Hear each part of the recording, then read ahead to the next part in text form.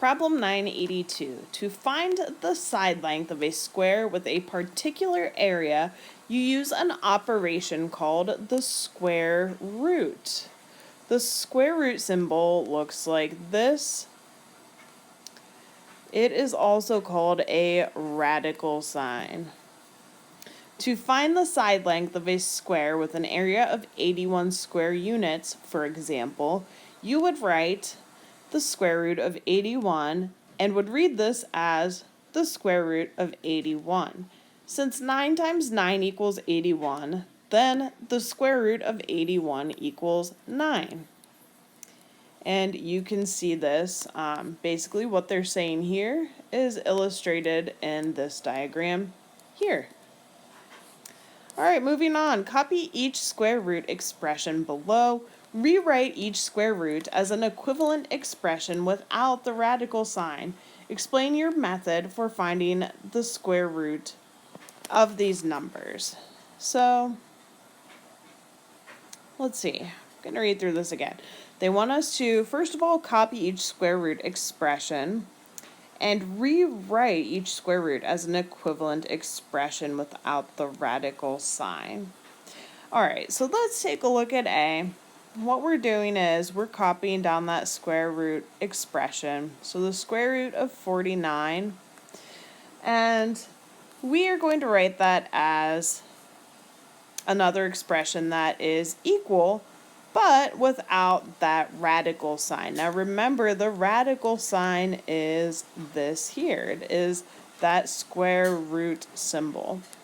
So I know, without having to put this into my calculator, I know that 7 times 7 gives me 49. So this is all we have to do. So, you know, a lot of words here, but not a whole lot of work we need to do for each of these problems. Now for B, again, I'm copying down my square root expression. So the square root of 121. And I know that, let's see, I know that 10 times 10 gives me 100. So it's got to be a number that's greater than 10. 11 times 11, or 11 squared, we could say, gives us 121. So the square root of 121 would be 11. Part C, copying down my square root expression here as they told me to. So the square root of 9 is going to be equal to, well, 2 squared, or 2 times 2 gives me 4.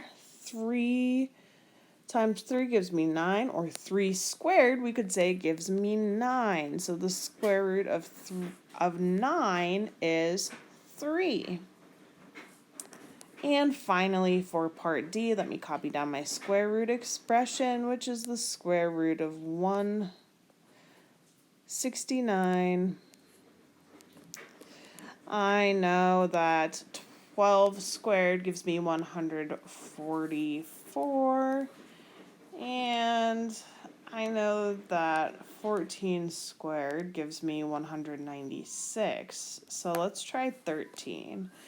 13 squared, which is 13 times 13.